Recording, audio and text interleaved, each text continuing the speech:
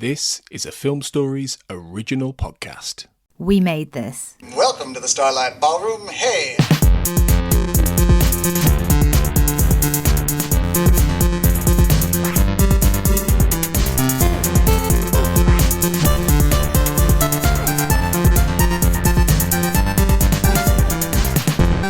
Hello everyone and welcome to Shipwrecked and Comatose, the Red Dwarf podcast here on the We Made This Podcast Network. My name is Kurt North and welcome along to our continuing coverage of Series 7 of Red Dwarf.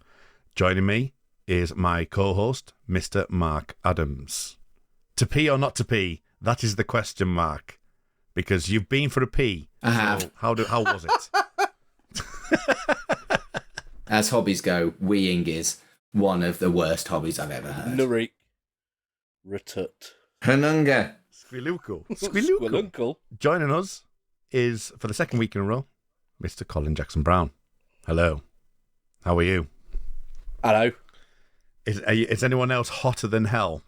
Bit warm. It's not 92 degrees like it was the other Tuesday when we recorded. Well, the other Tuesday when I was ill. Well, the hottest day ever in Britain was fucking hotter than that Red Dwarf thing. Yeah. That's so 92 degrees Fahrenheit. I'll save this for in a minute.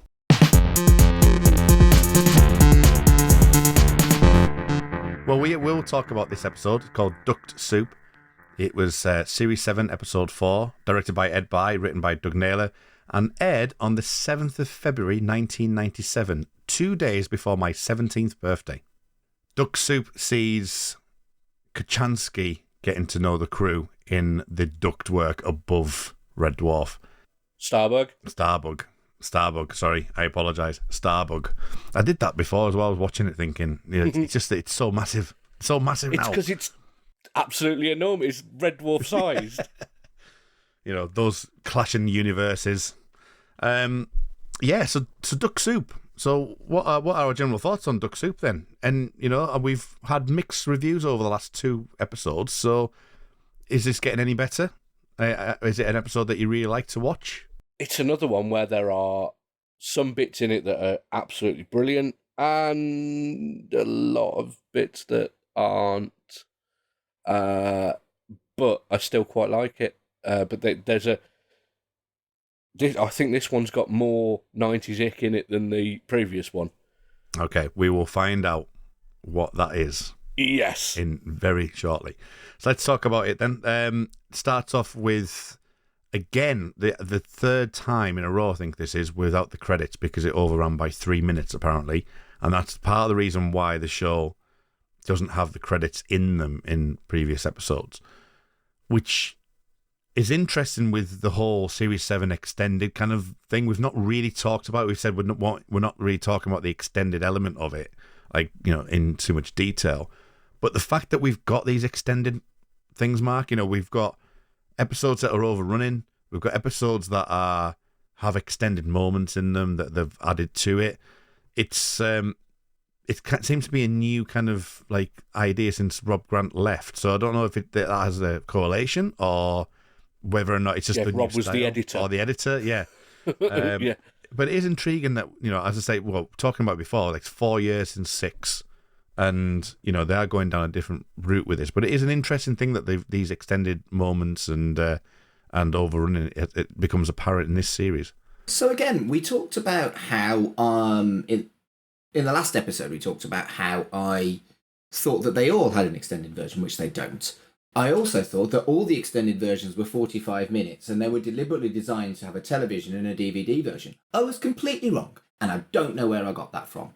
This particular extended version only has about 3 or 4 minutes extra compared to 10 minutes extra on Tika to Ride, for example. What's interesting with, I know I mentioned a little bit of a more, what's the word?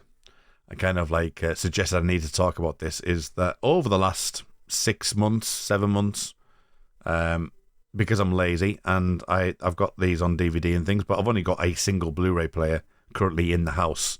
So I've got all these DVDs behind me and I can't play any of them because I've only got a computer with no DVD player. So I've actually bought one. Playing DVDs is fine on my little Blu-ray player.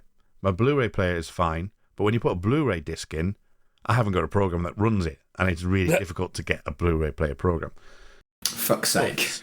I know, it's awful. It's awful. I need to get a Blu-ray. I've got a Blu-ray player somewhere, I just haven't got it connected. Just get a PlayStation 4. No, don't do Sony. Annoyingly, PlayStation 4 can't play DVDs, though. Can it not? No. My PlayStation 4 I can watch Blu-rays on, but I've got my PlayStation 2 set up for DVDs. I could have sworn I've played DVDs on my I have played DVDs on my PlayStation 4. My Crime Traveller is a DVD. Some of the older PlayStation 4s may have been able to, but they definitely... The one I've got now definitely doesn't, and the one that I had before that died a few months ago definitely couldn't play DVDs. Well, my Xbox Series S definitely can't play them because there's no drive on it. Yeah. And the Xbox Series X just wasn't available. You can't get hold of it for love of the money. So that's part of the reason, because I had an Xbox One, which I use all my DVDs and Blu-rays on, and I've got rid of that, and it's still around, but it's not in the place I'd watch DVDs in. But anyway, I kind of digress a little bit. Yeah, I think what we were talking about, so they led into the extended versions and the way that they've kind of like sort of have this kind of element of these extra minutes. It fascinates me that they've done it, or they do it now. It's strange that you've got extended versions, no audience versions, like soundtrack. Yeah. And it becomes a bit like life imitating art. It becomes a bit of a Blade Runner. And the reason why I'm bringing this to the fore is because I didn't have any DVDs. I thought, right, okay, well, they're on UK TV. So, when they went off Netflix, you can watch them on UK TV. The resolution is absolutely atrocious. They stretch it out. So it's like any 4:3 is now 16:9. It looks bad. And this episode in particular doesn't have some key moments in it. It doesn't have Crichton's little dream sequence with Chloe Annette, where Lister and Kachansky are, sort of having the girls round for dinner. It doesn't have the Squirrelookules bit, so it doesn't have any of that at all. Yeah, what? Not at all. Squirrelookules? It has none of that, none of the Narik stuff. The first time you see Kachansky is when she's going down, and Crichton says, "Oh, it's Princess Leia." That's the first time you see her. Which is the whole point of the episode. Yeah, exactly. Fucking so then hell. you get to the bit in Duct Soup later on where he starts talking about having girls on for dinner and clogs. It doesn't make any sense. To be fair, that clog bit doesn't make any sense anyway, but we'll get to that in a bit. Yeah, we will. But it doesn't make any sense that the fact that he's saying about girls coming to dinner, and the edit is horrible because you see it go towards his eye at the beginning of the episode and nothing happens. It just goes to another scene. It's just like, what are you doing, UK TV? I don't understand. Why have they done that? I have no idea. I've got absolutely no idea. I can't, for the life of me, work out why they've cut. But that's another new version then. I know. Fucking hell. It's UK TV's I version. wonder if it's So, the episode overran. I wonder if they... It's a 29... I was thinking this because you mentioned this about being on Amazon Prime, Colin.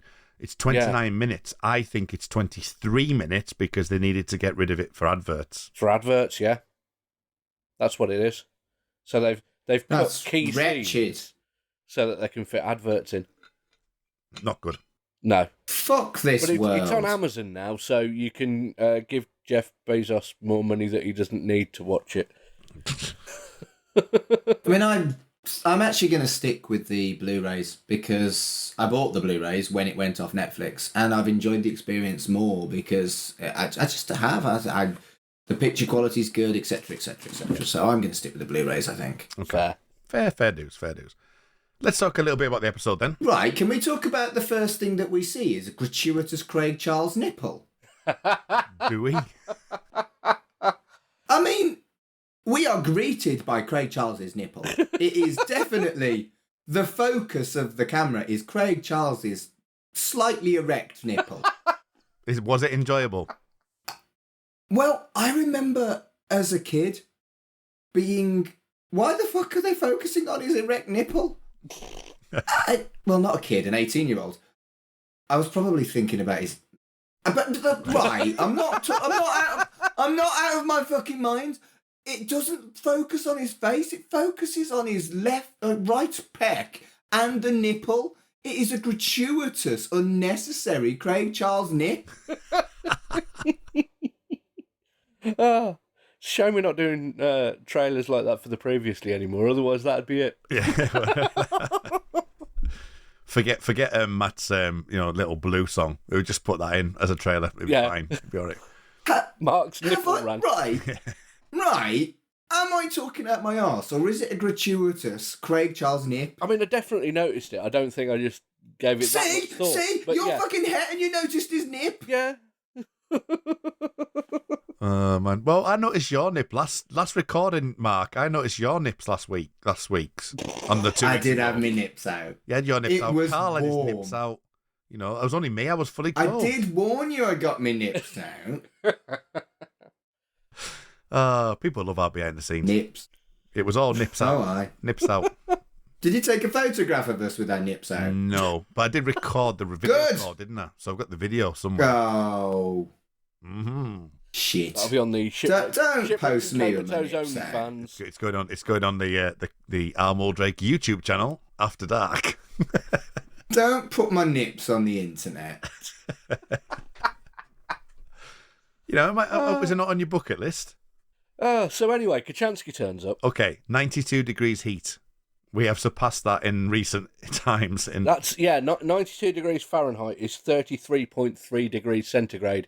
It was 40 degrees in the UK the other week, which for some of our listeners from all over the world, that might not seem like much, but it fucking is for us. Yes. Well, that was why I had my nips out. Yeah. It's our houses are designed to keep heat in, Yes. and we don't have any air conditioning units. It's very humid. No. Even at 92. So you say it was 33. I think here in the cold north it was 36. So the fact that 35, 36 up here. So it was very hot. So we have the dilemma for Glister. Some rather plagiarized kind of Shakespeare going on. Well, It's the worst joke in the series, is what it is.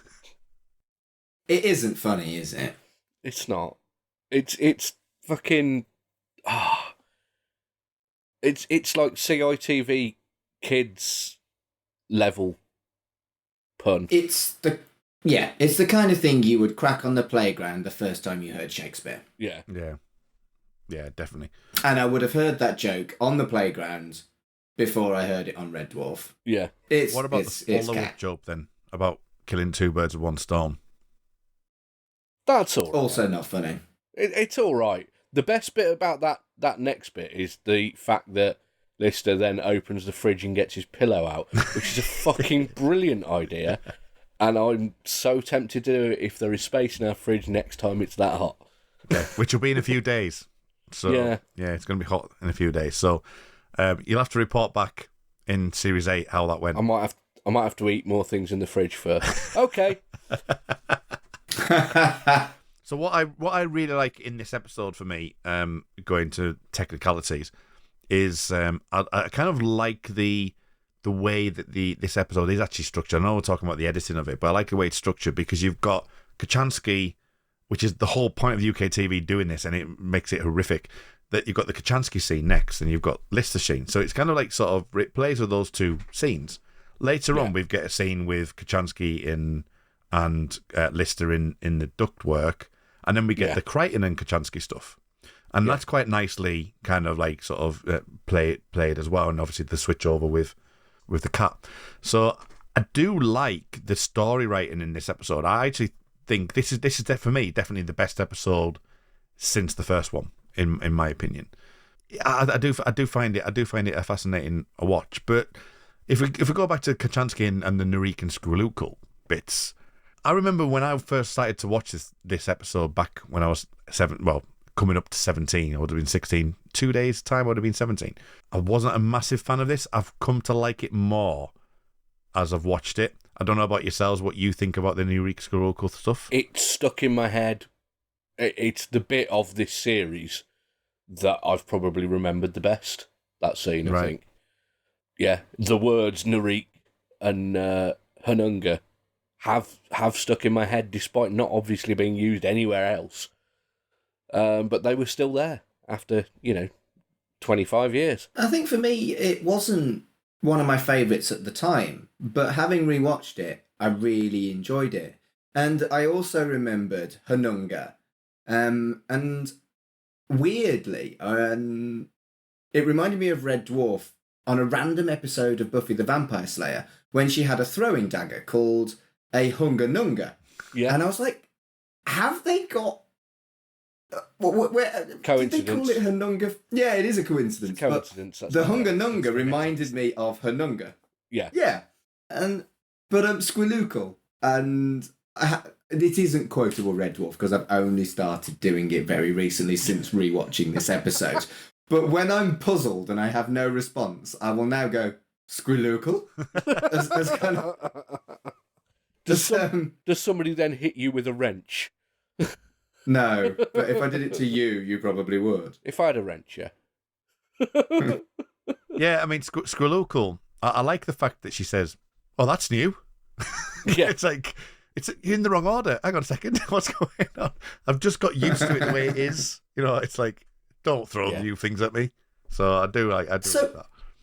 The thing about Kachansky being there, for a show that, for better or worse, since she arrived, has basically become an immediate change of focus that is essentially a shitty battle of the sexes thing, you would think that that doesn't make sense in as much as if they're doing this kind of outdated battle of the sexes, they would have some chivalry and she wouldn't be in the shitty quarters. One of the blokes would be in the shitty quarters. Yeah. So not only are they incredibly sexist in the bad way, they're not even being sexist in the good way with her. Yeah. Although, Cat's never going to give up his quarters. He's got too many suits. True.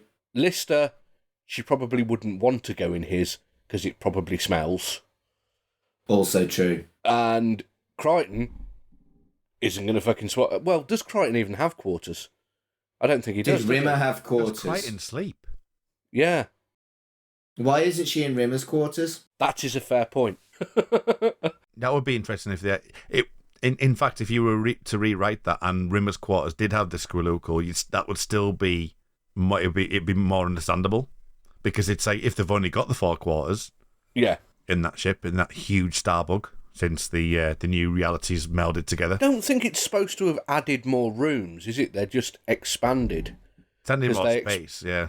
Yeah, they explained that the cargo hold has been expanded by 212%, but looks a lot more than fucking 212% which is just the wind tunnel. So, yeah. that would have made more sense, I think.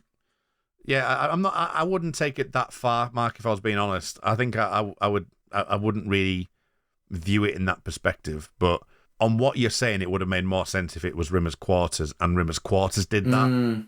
You know, so it maybe works a bit better.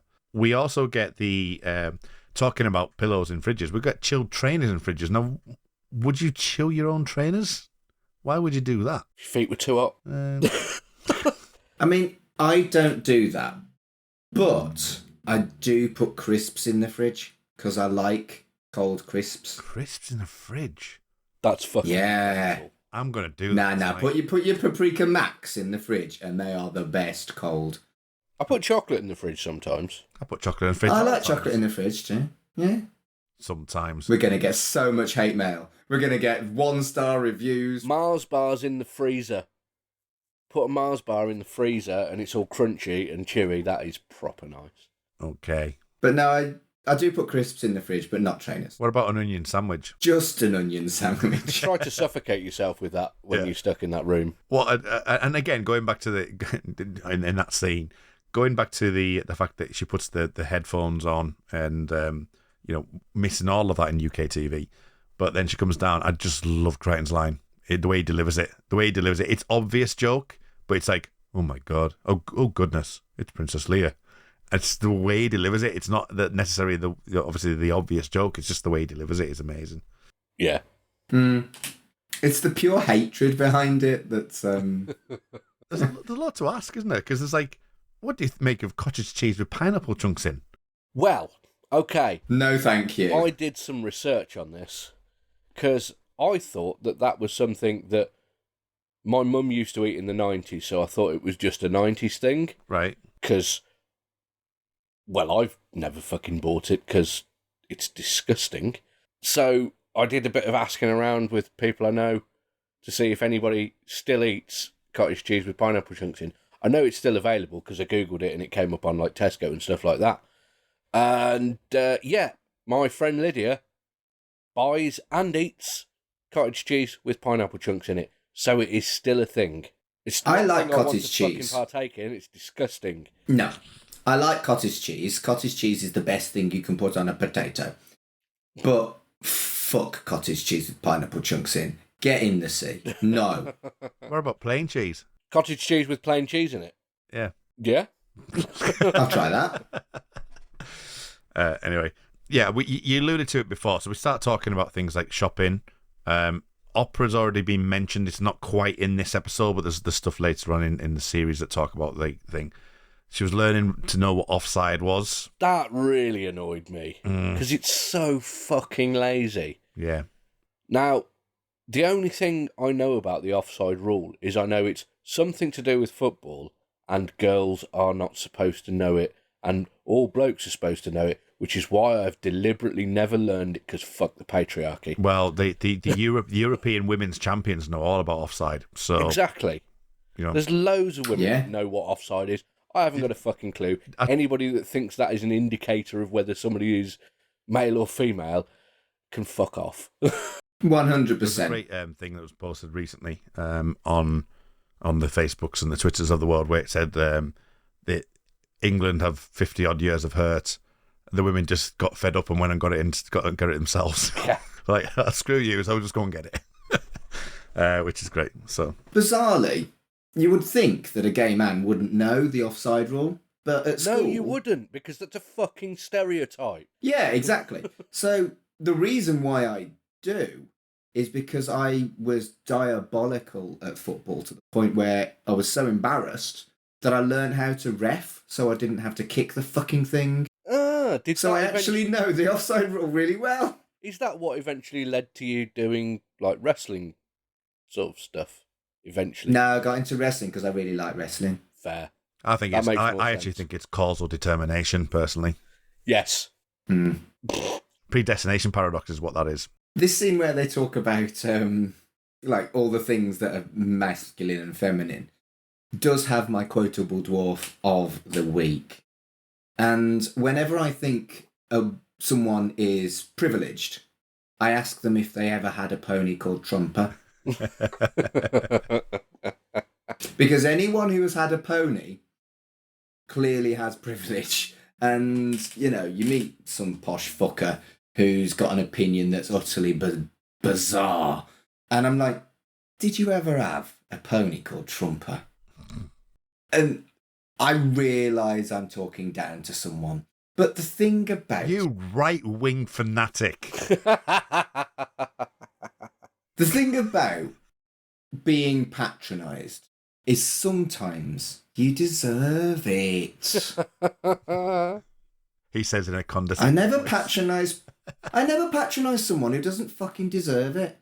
And, you know, if you behave like a petulant child, expect to be treated like a petulant child. The pony trumpet. So yeah, I think like the rich parents and stuff like that would, and I know this is for a later episode, and I'll probably talk about it more as we get into the series. And this is probably not for this episode, but as much as I like we said last episode about Kachansky being in it, these two episodes do it really well, and there's a little bit underlying here, but later on it gets a little bit frustrating with the way that they portray her character, and it gets a bit too much stereotypical boys, lads, girl kind of situation dynamic, and I'm not quite sure it really kind of works in that way. But that's for a future episode. I think you're right that there is very much an element of man versus woman, but also I think they gently gave Kachansky the background that Rimmer wanted, and she's a much more likeable person than Rimmer, even though a more stereotypical depiction would be the lovable working class character and the unlikable upper class character, whereas I think Kachansky's generally quite a likeable character, and I think there was probably a message in there about backgrounds not necessarily being as important as Rimmer emphasised. Yeah. You've got the bit where she's talking about her background as well. She talks about growing up in the trendiest part of Glasgow, which is the Gorbals, which I don't know if... I think that's kind of lost these days, that the Gorbals, historically, was a really fucking rough area. It was like the Bronx of Glasgow, basically. Like the Moss Side kind of thing. that sort of thing. Or Toxteth in Liverpool, kind of, yeah. Yeah, it's the area that it was massively overpopulated at one point and a really sort of deprived area. But it's had a lot of regeneration and sort of, basically gentrification. And these days, while it's not the trendiest part of Glasgow still, it's a lot safer and a lot closer to that these days, as far as I understand. Having never been there, there's probably people listening in Scotland that think I'm talking utter bollocks. But from the bit of research that I did for 5 minutes the other day, it does seem like it is closer to what she was describing now, because there's new Gorbals and old Gorbals. I first knew about it from reading a biography about Alex Harvey from the Sensational Alex Harvey Band, who are an awesome 70s sort of art rock band. But he grew up in the Gorbals, and it was a really sort of rough area in the 40s and 50s when that dude grew up. Just continue on with Kochanski then. Let's just stay on that thread for a little bit. We often talk about concepts, don't we, on this podcast? We haven't done it for a while, but she talks about her perfect CGI teachers, her perfect CG friends. She went to cyber school. That kind of idea, and it portrays kind of a lonely upbringing, really. The fact that she surrounds herself by false people. There are parallels with how my daughter was going to school the year before last. Yeah, that's true. A lot of her reception year at school was done over Zoom, where she wasn't in the classroom with the other kids. There were other real kids there, but she didn't get to interact with them so much. I mean, the portrayal, especially the fact that she says perfect CGI friends and perfect, teachers and things like that. It's just fascinating. That's fascinating for me that her upbringing is that. It's kind of like it's almost like she's not having the ability to develop herself because, she's just living the ideal rather than actually living in the real world as such. And I thought that was. For Red Dwarf, I haven't really kind of cottoned on to much of that of late, and I just like that concept that they've used there, and it portrays quite a lonely figure. Yeah. Yeah, I'd agree with that. And then she starts crying. And she just cries. Yeah, she does start crying. Yeah. And Crichton tries to stop it by doing the Heimlich manoeuvre, which works. Which really amused me. Yeah. That was a good gag. It's really hard to cry when someone's doing the Heimlich manoeuvre on you. Well, you're not crying now, are you, That's a fair point. No, shut up. I wouldn't recommend that, though. No. As someone who's a first aider, if you do the Heimlich manoeuvre correct, you have to go to hospital afterwards because you've probably done some internal damage. Bloody hell. Yeah.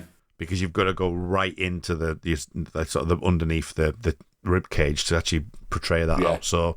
And go, Hununga! Yeah, and go Hununga. Because obviously you start with the slaps on the back and try and get it that way. And then once you start doing that, they need to be checking people out if they ever do that. So, and that's the thing about first aid, isn't it? It's quite visceral compared to how it's depicted on the television. Yeah, I mean, I've done CPR before, and I was really lucky that the way that it came about for me, because it was a woman who had cerebral palsy, but she was having a fit, and it was a repeating fit. So she was basically feeding herself, and she just kept repeating it. And so she kept feeding herself. So she was choking. She turned blue, and as I got up there, the care was really, really concerned about her. The first responder got there, so the first responder was like sort of obviously being the one going, right, do you know CPR? Do you know this? Blah blah blah. Right, I just want you to start while I set up. So I was doing CPR for quite some time, And luckily, obviously, there's only so much training you do, and you do click into it. You do actually automatically go, right, I know what I'm doing. As I was doing it, for me, it was lucky, because when you do CPR, the likelihood is you're going to break the rib at some point, and often it'll be the first couple of times. That's what I was getting at when I said it was visceral. Yeah. But it didn't for the first, for a while, and when I heard it crack, I'd already been going through the motion for quite some time at that point. So it was like, right, well, he just went, just keep going. I was like, yeah, okay, no problem. But had it gone the first time, I think I would have been a bit more, ooh. You know what I mean? So it is horrible. And then to see, I mean, not to go into too much detail, but imagine the fact that she can't breathe because there's food inside her throat, that what they had to do was quite visceral as well. Grim. But yeah, so it's not good. But yeah, the Heimlich manoeuvre, if anyone does do it, people need to be checked out. That's our advisory for the day. So only do it. That wasn't the conversation I was expecting today, to be honest with you. So only do the Heimlich manoeuvre as an absolute last resort to stop someone crying. Got it. Yes. Yeah. Don't make them cry in the first place.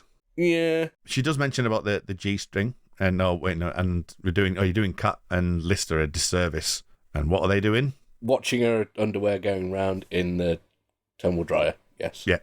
Now, my partner, we were watching this before I came on air, and she went, do you think that Kat saying it was really, really small was the fact it's already shrunk? And I went, didn't think about that. No. That is a fair point. I hadn't thought that either. Amazing. Bearing in mind when this was airing, 1997, and the fact it was talking about being mature, and then they say about reading a comic, that doesn't really land in the modern age now, does it? Really? So I'm very mature and I read comics. Are you really I'm mature, well known though? for my maturity. Well, for me, the word mature is not a synonym for not fucking creepy. Yeah, fair. Yeah. But I do actually like though the culmination of it in the fact they end up arguing, and they sit around and say well, what you're arguing about? We're arguing about being mature. And they're just scrabbling between them. I thought that was actually the culmination of that joke works. Yeah. Mm. So yeah, then you've got the revelation that Kachansky's outfit has shrunk. Do you know why that happened? Why the Kachansky outfit shrunk? Yes. For the lols? No. I've guessed. There was an actual real reason that they got rid of that outfit. Go on. It was too distracting for the rest of the cast and the crew. Oh, what?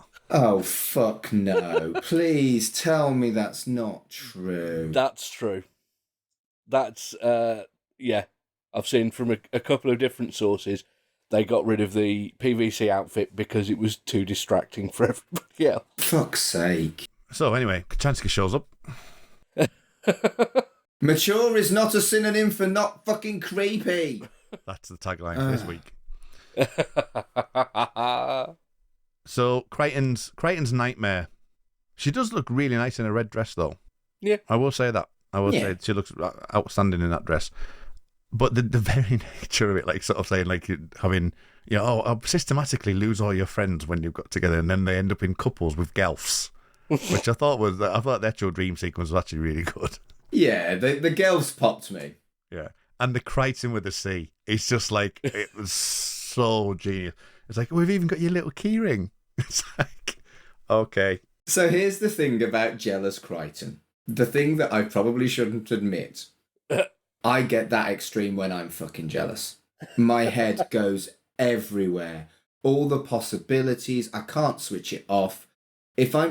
Jealousy is not a good look on me because I do go as crazy as Crichton. And it really, really resonated with me, that scene, the kind of ludicrous imaginations when you get jealous.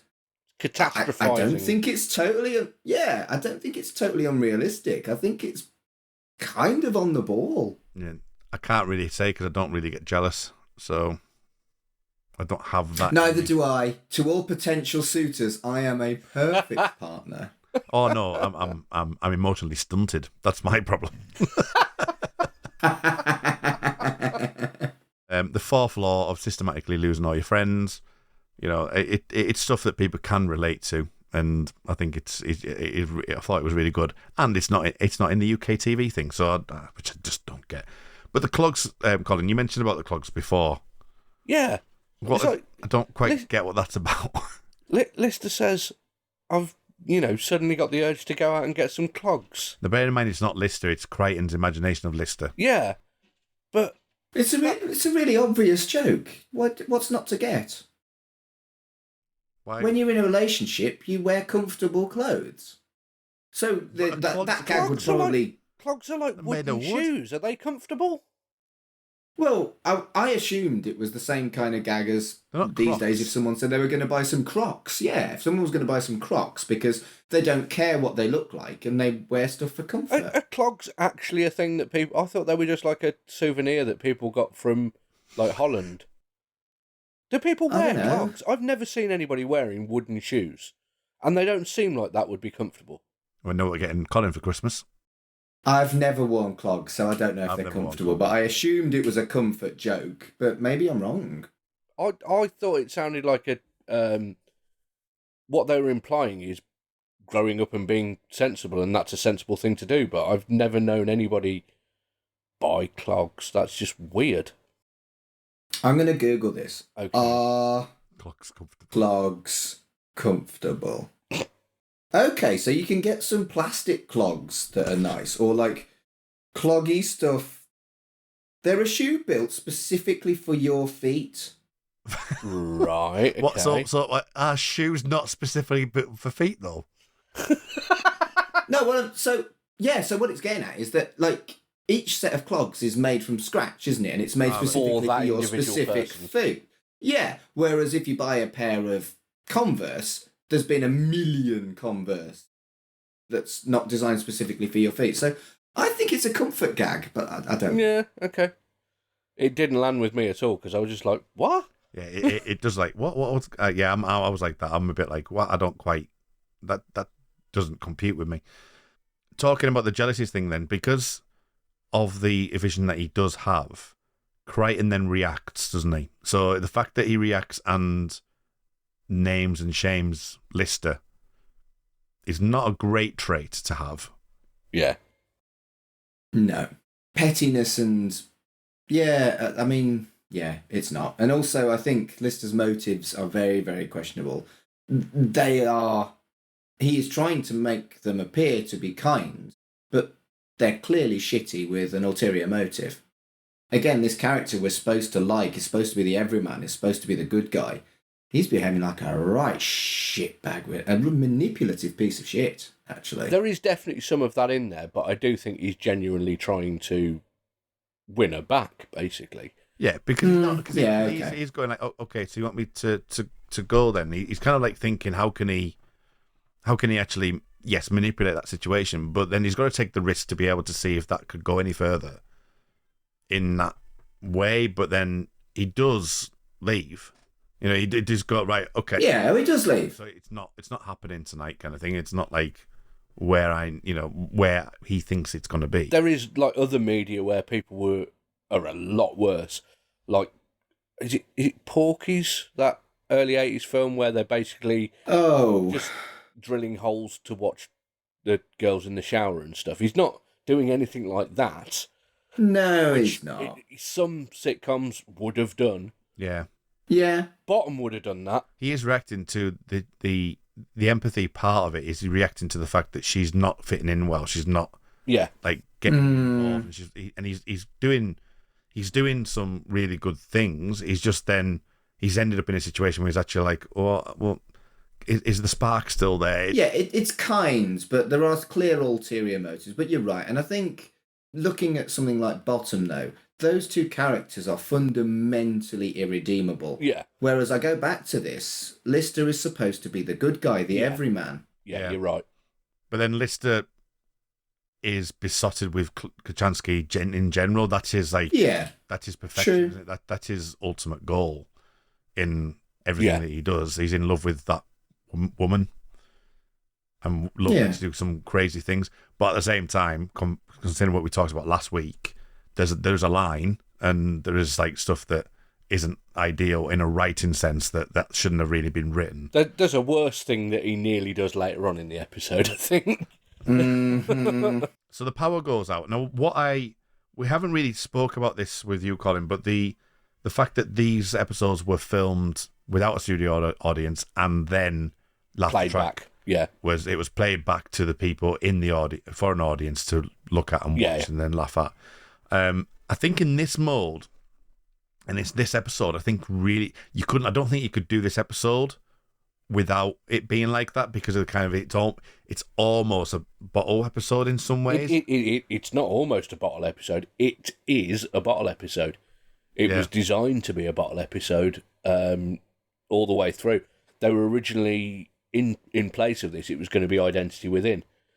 Was the episode that was going to be episode 4 of season 7, and that was too expensive and too difficult to do.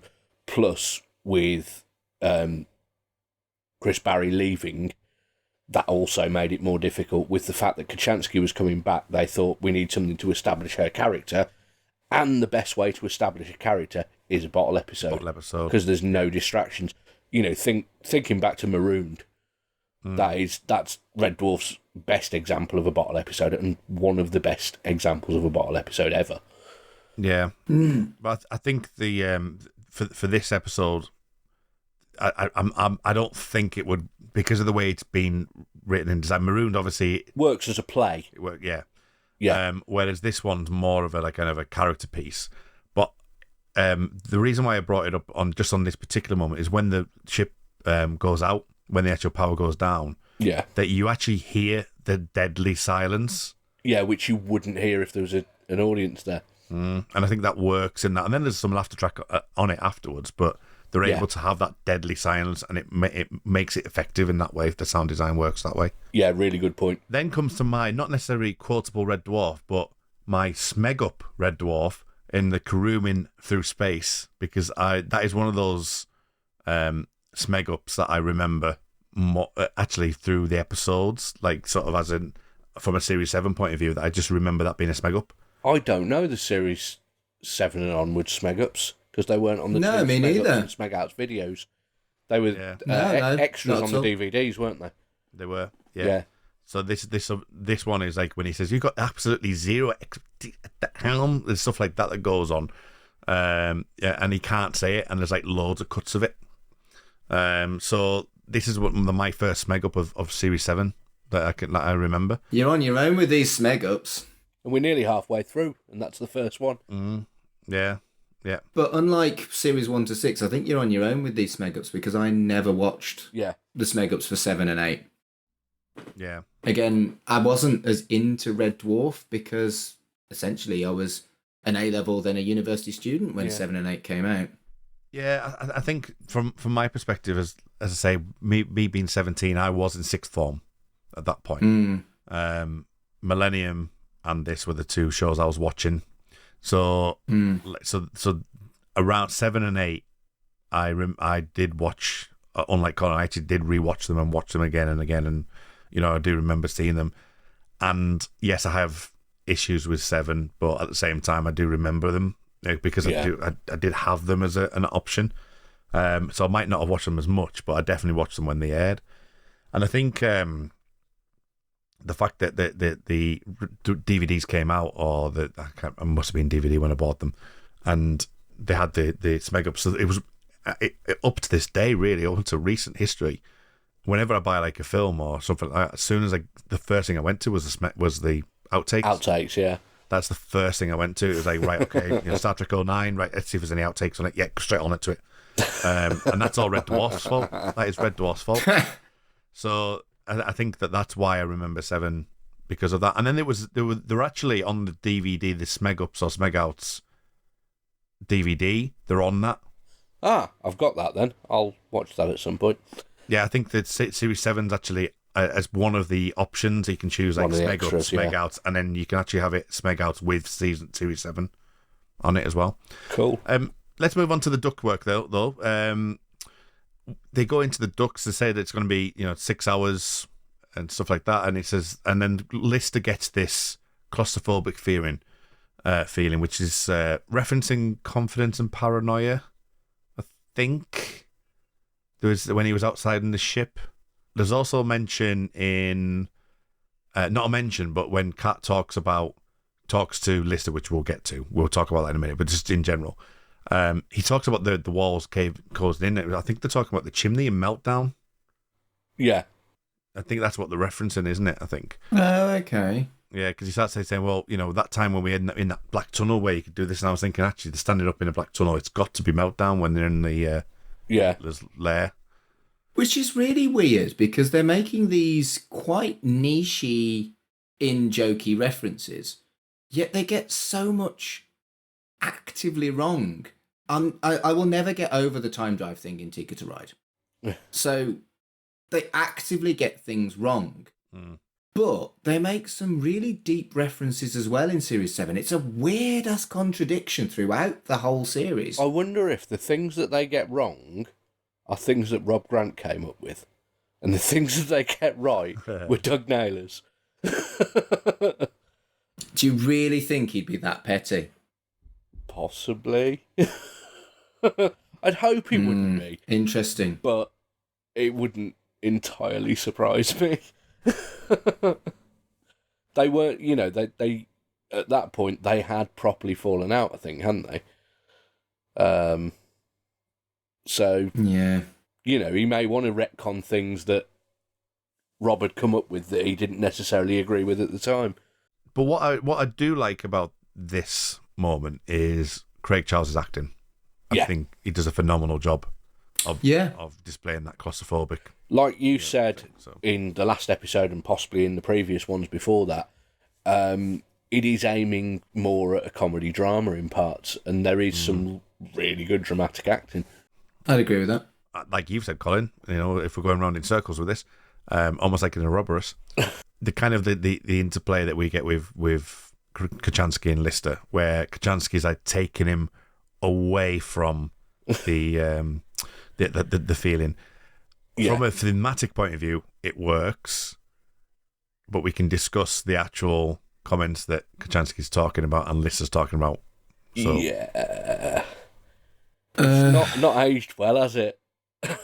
Pretending to be gay to get into a girl's pants is utterly fucking repulsive. Yes. And the reality is... He to be fair to Lister, he doesn't, but the thought is there for a second. But he doesn't. Yeah. So, I actually know someone who did that. I thought he was a friend of mine. Obviously, we bonded because we were both LGBT. And he was using it as a way to get access to women. Yeah. And this was just a couple of years ago, 3 years ago. And I was fucking repulsed. And I felt so betrayed as well. It's not okay. What it reminded me of is there's a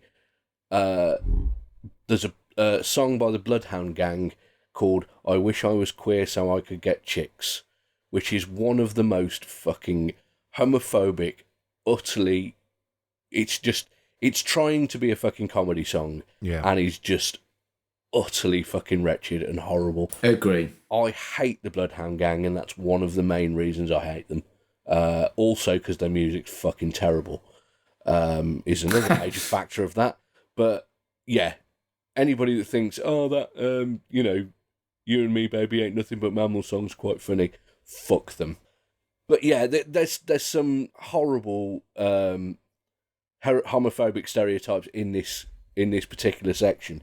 You also there's a bit where the after Kachansky goes away, when she's revealed that no, her Dave isn't gay, she was just trying to take his mind off it, which worked, to be fair, for a minute.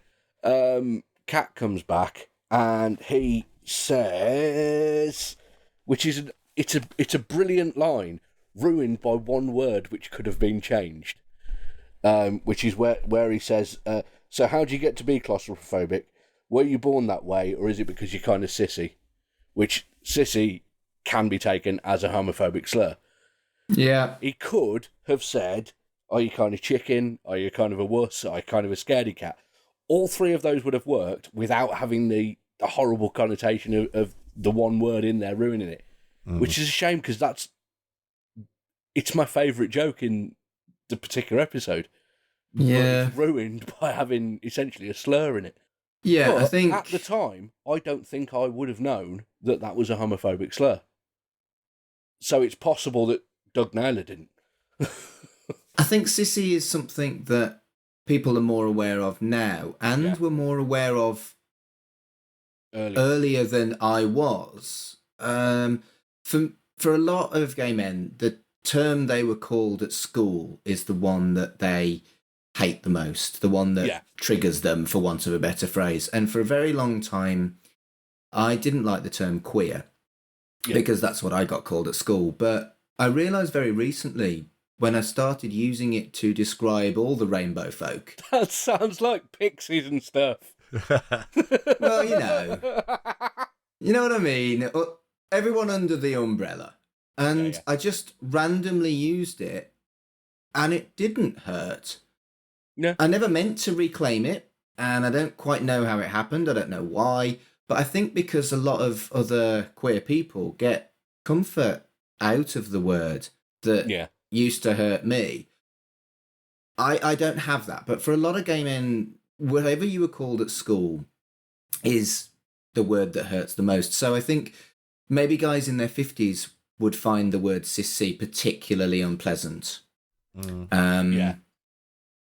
I think it had maybe softened in the 90s, whereas it wasn't the fashionable word to call a gay man, and it just meant wimpy. I don't like wimpy as a... It's a horrible burger brand, isn't it? It's a horrible burger brand. We both went to the same thing. Fuck's sake. I'm saying I don't like it being assumed that you are wimpy because you're gay. I mean, I am, but that's not the fucking point. There's a lot of gay men that could completely kick my head in. I'd rather they didn't. I'd rather nobody did. But they're not going to kick your head in because you're not a cunt. This is true. Yeah. But yeah, this whole scene is full, and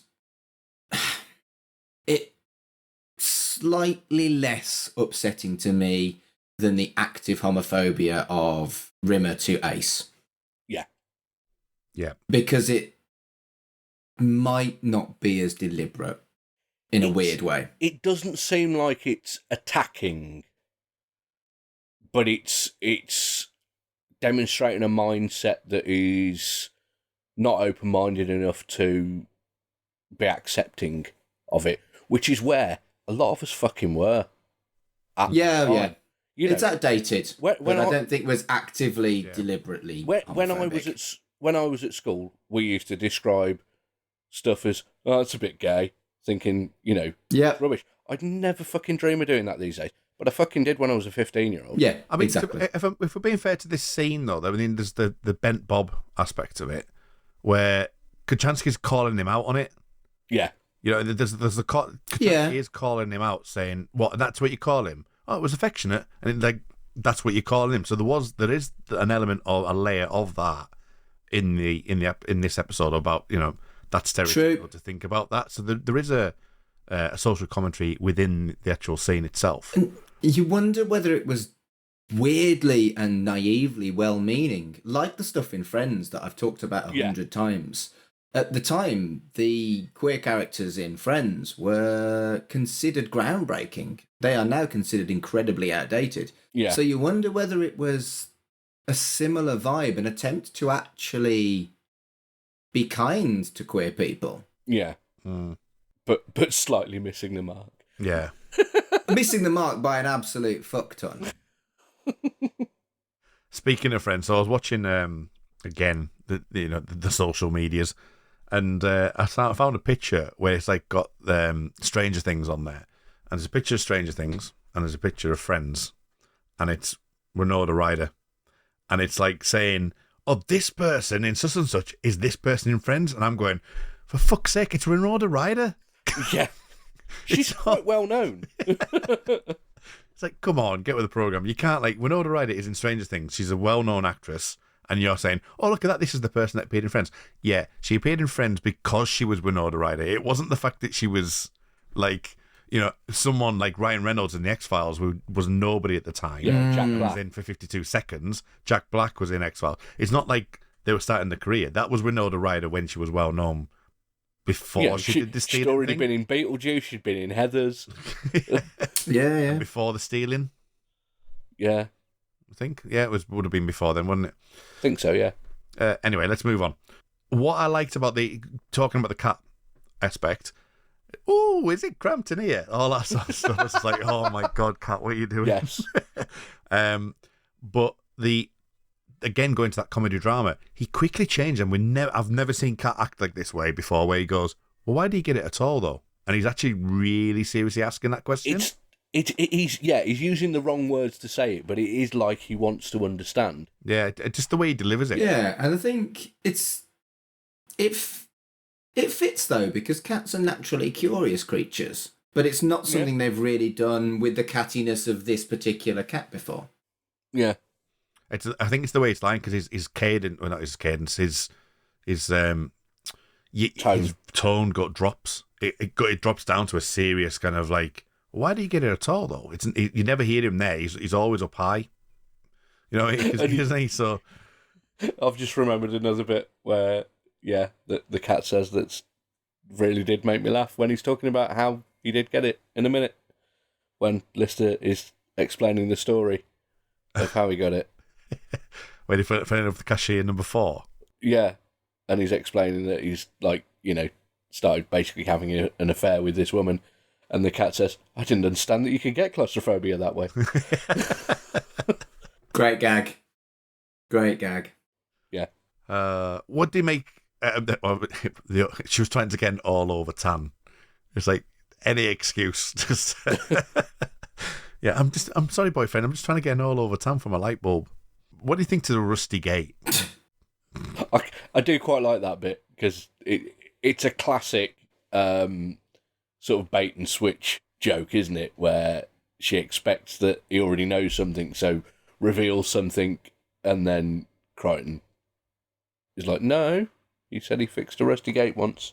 Yeah. So why is that funny? Well, as I said, the nights were long and dull. I did like when they were, just before that, when he mentions that they used to play cheese slice snap.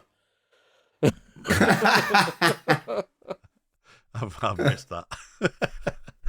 And I actually, even like sort of using the Crichton stuff as well about the, I'm going to file it under B for blackmail, and, and A for antidote, and S for so funny you'll make you sick. Yeah. I think so. I like the subcategories that he's put it under. Yeah. I thought was good. And the salty goodness does make me howl. That might be the rudest joke Red Dwarf has ever had. Possibly. Yeah. It's more subtle than let's get out there and twat it, but it's a similar level, I think. No, this is something, just bearing in mind, I quickly looked at this before we came on air, and I was looking at production notes on Wikipedia. I don't know if you read them, but talking about like sort of rudeness, or like us being renowned for saying fuck and all that kind of thing. Right. But apparently in Series 7 bonus features, Craig Charles mentions one word that's been dubbed over in the scene where he tells the story about him developing claustrophobia. As it turns out, this word was left undubbed on the VHS release of Series 7, which is in fact fuck. Amazing. So I learned something today. Yeah. I mean, yeah, and then we talked about the cottage and cheese. Again, going back to the comedy drama and some of the editing and stuff like this, with this moment where, you've got. I love the way that Lister turns round. When they're on the floor, and like Lister's just lying there, he's kind of obviously trying to breathe, and then Kat starts to go, "What's that sound?"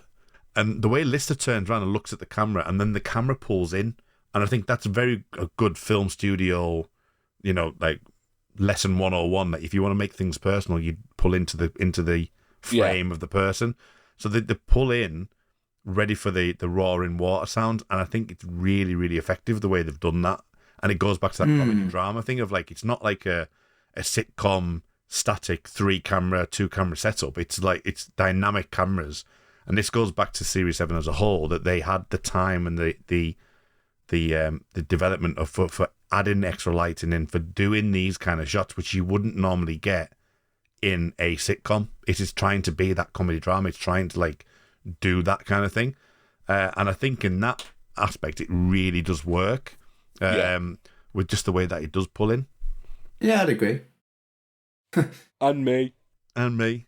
And then, but it does do the classic, which we can talk about in general, just the fact about the watery noise and the windy noise. And it's like, it's the second one when he goes like, what's that sound? You're like, oh, God's sake, what's coming up next? Well, now it's an interesting callback to obviously the smelling thing in the cockpit in Series 6. But as I did for Series 6, I did look up whether or not cats have better hearing than people. And they do. They have 4 to 5 times better hearing than people. And it's more accurate. Well, my cat is totally lying to me then, isn't he? Because whenever I call him, he doesn't listen to me whatsoever. He's just because he can hear you doesn't mean he's going to take any notice of you, Kurt. But what it is it's actually more accurate as well, because they can swivel their ears like they do. Yeah. It means that they have a better perception of where the noise is coming from than people as well. So this scene is actually very, very good with its animal research about cats. So there you go. Also, just so you know, cats have got better hearing than dogs. Cats are better than dogs. What about antelopes? I don't know. I didn't look at what's got the best hearing. Oh, I did. What about Komodo dragons? Do you know what's got the best hearing? Right, I want you to guess this. Which animal has the best hearing? We're going to say elephants again. Okay, elephants. What about you, that's Colin? a call back from like 3 seasons ago. Yeah. It's going to be his giraffe, innit? I'm just trying to think. It's not the obvious one, so it's not bats. Is it a Shrek? What's a Shrek? It's a green thing. A Shrek? What, as in an green ogre? type dude. Yeah. He's got ears that sort of stick out a bit. It's not aliens because they don't have any ears. It's moths. Moth? I was going to say that. It's actually moths, which is fucking bizarre. I didn't look What at about why. butterflies? The internet said specifically moths. Are they warm clothing moths or are they... I don't know. I didn't go into it. Did you look at the species of moth? No, just moths No, in general? moths. Oh, okay. Bats have got second best, according to the internet, but moths. I was going to say bats. Bats, yeah, makes sense. But if bats and moths have got good hearing, are they good at somersaults? Yes, Yes. I don't know. probably. Are they as good as Craig Charles and Danny John Jules doing somersaults? That somersault is amazing. They Oh, get blown with the wind. it's great. It is. It's a beautiful bit of filming with it sped up. Is it sped up? Is it really? Is it really? Is it fed up, isn't it? I wouldn't have guessed that. My biggest laugh of the episode by far. Again, when I'm watching these things on my own, it takes a lot to make me actually laugh out loud. But I howled at this. Was, I am not having a good day. I just lost it. I howled with laughter. And do you know what? As well, I'm surprised they actually did this. But Craig Charles can't have run in a duct. You know what I mean? It's like he legs it. He literally legs it, and I'm like, that wouldn't be allowed now. There's so many. He could have easily have banged his back. Yeah, Quite easily. Yeah. But it was incredible. But yeah, I do the cat. Going back to the cat thing, I love repetitive humor.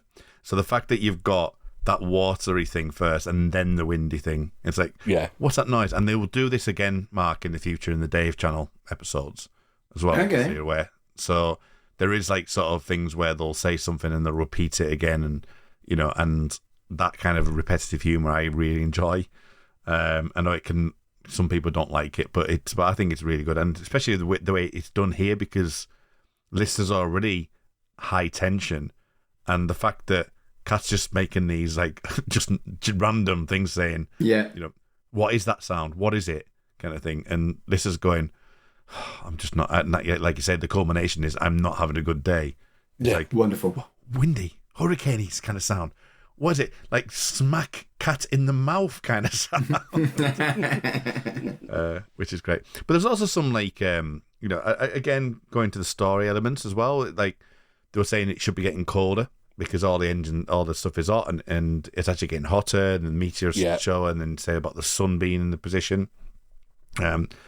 Was great, and that obviously then leads to the point of Crichton's reveal, which again, going down the neurotic route of Crichton, is just what again, every single episode now when he gets neurotic, I'm so scared. It's Wonderful. just like absolutely amazing just to think that he's like, I didn't want you to have a bath, Mom.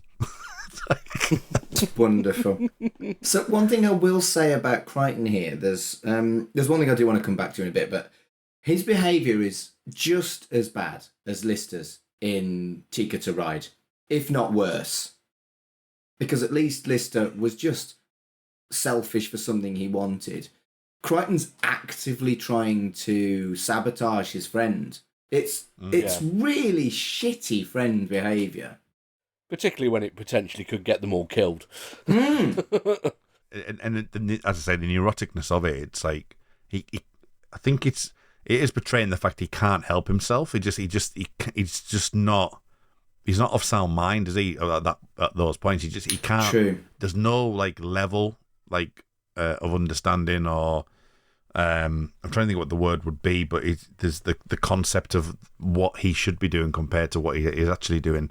They're not equating. So, I think it is an interesting thing. I mean, obviously, he then talks about Gelth going around for dinner and things, so it emphasises what we saw earlier on. When they do end up back in the thing, how on earth does Kat end up in that closet?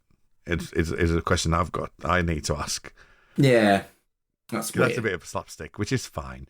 But I did like the little touch that Kachansky's wearing Kat's jacket. Yeah, I thought that was that nice little touch. Because it's never shown. You can see it when she's on catching the surf. Yeah. But then she's obviously still wearing it at the end, so it's never really shown that he actually gives her that jacket. Then towards the end of this episode, you've got Crichton then having the sheepish look when he's at the door and he said, I excluded the doors, and he's like. So I want to go back to Crichton and the surfing.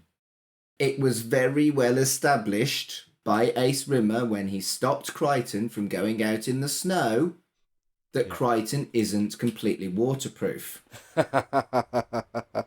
And it goes back again to references that are deep cuts, yet weirdly, there's nothing quite like Series 7 for this. It happens occasionally across all the other series, but Series 7 is a fucking weird-ass series when it comes to retcons, ignoring, forgetting. It just seems utterly bizarre that they can have these deep cuts and then ignore something like that. I don't know. I don't know if it's like, does it feel to you like a soft reboot? Like, does it feel more of a reboot? I know we've talked about Series 3 being that kind of soft rebuild that we've seen throughout it. Yeah. But is Series 7, does that feel naturally more of a reboot than any other series? I think it is, because it's definitely a whole new era of the show. Yes. It's almost like every 2 series so far have been a new era.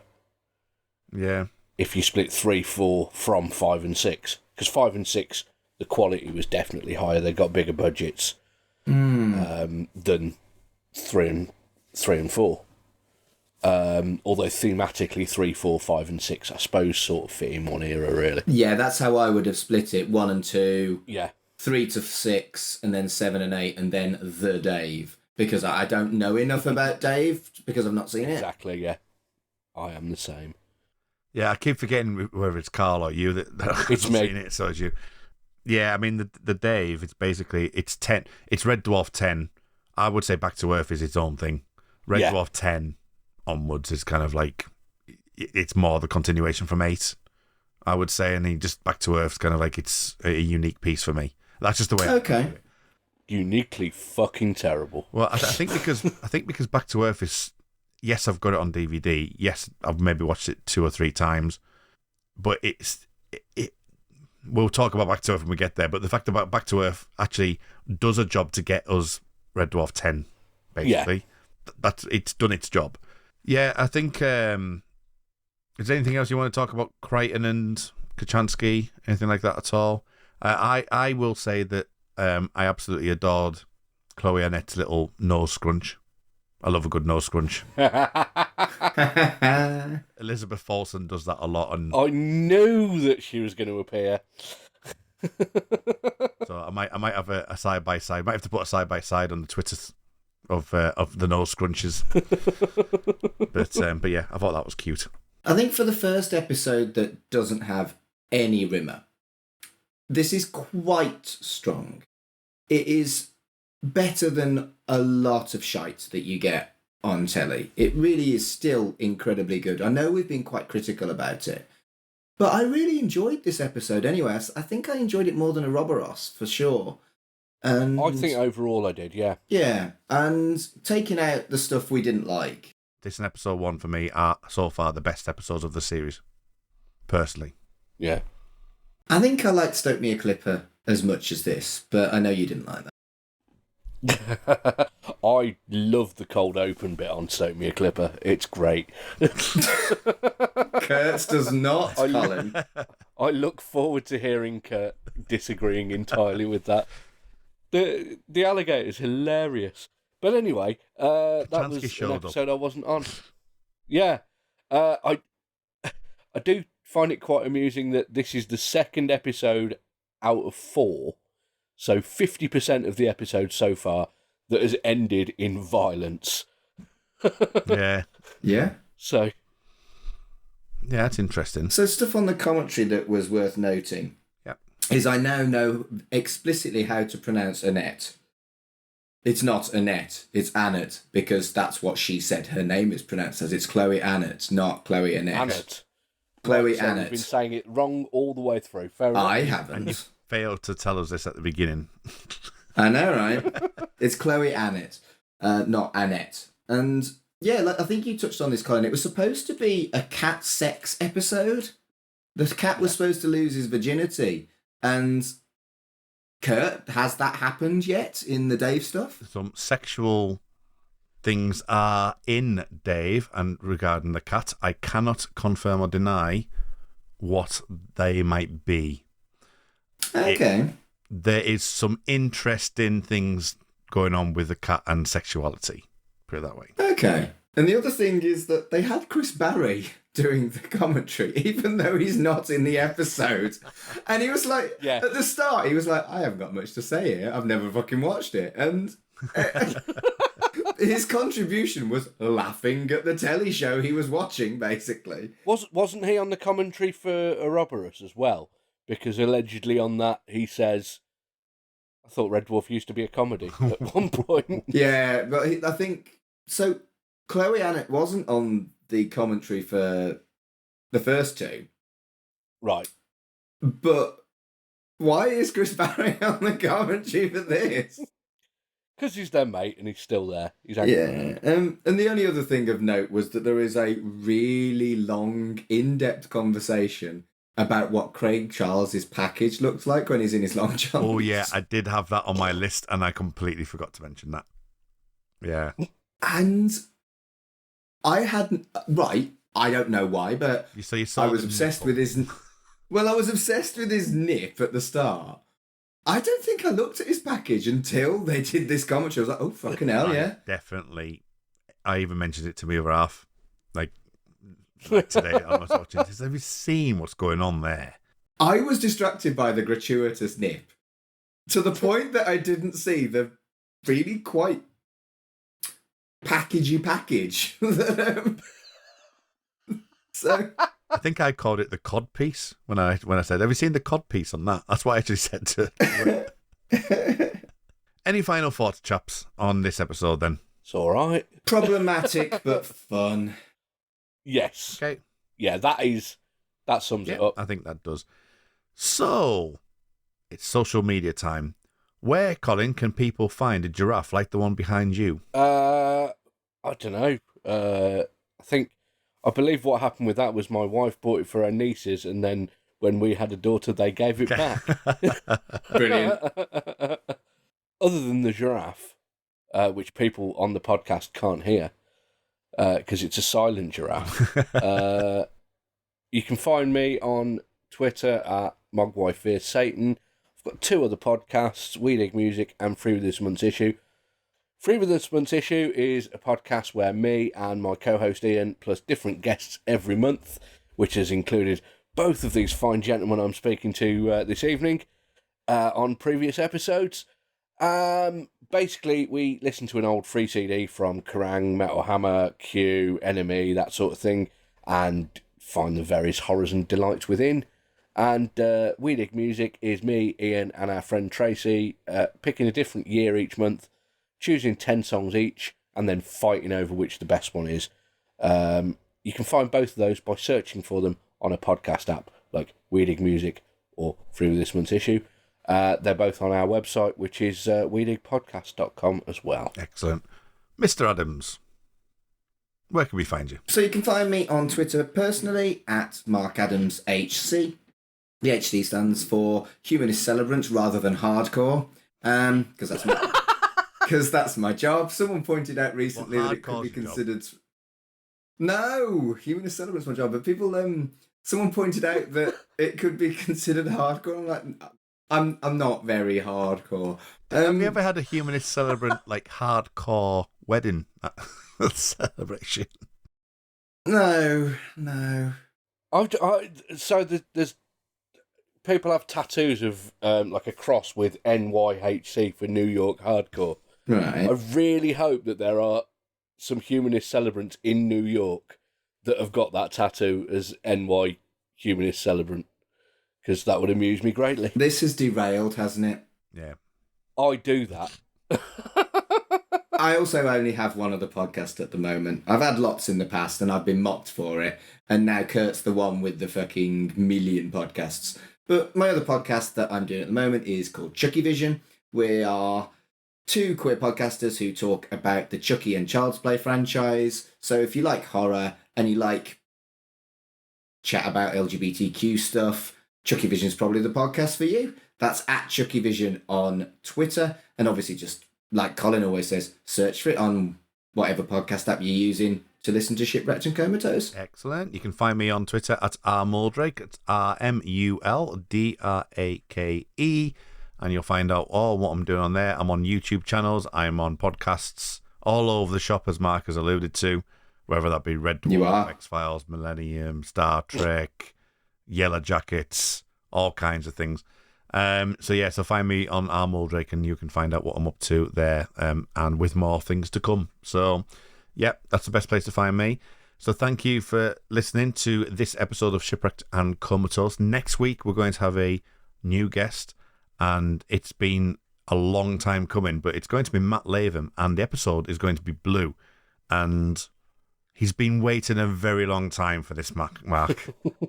He's so excited, and we've postponed the recordings like 2 or 3 times, and every time he's not been gracious about it. And I feel no guilt because it's funny. So I'm looking forward to having like Dog with a Bone Matt talking about Blue. It's going to be great. I think for us, as the podcasters, we enjoy doing this show. We enjoy, like, with Colin and Carl and to Matt. And speak for yourself. I fucking hate it. Okay, well, whatever. But Blue, because of just how much he goes on about doing this episode, I don't know what to expect, and I am looking forward to this one. I genuinely think part of his motivation for joining the team was so he could talk about this one specific episode. Yeah. Man. We might have to put the trailer in this episode. Yeah. His actual trailer in this episode. Yeah. Because that'll go to exactly what he's thinking. If you're a fan of British comedy, particularly broadcast on the BBC, that's been going for a decade or 3, try Shipwrecked and Comatose, covering all of Red Dwarf, including those additional specials, heroes and their foes. Anything else, well, who knows? So find us on your podcast apps and be greeted by some friendly chaps. And Mark's deep obsession with all cats. It's shipwrecked, and comatose. We're not on Insta, is Twitter's hard mode. Red Dwarf Pods are social. Both subscribe and enjoy us a load. So yeah, but until next time, thank you for listening and Mature is not a fucking synonym for not being creepy.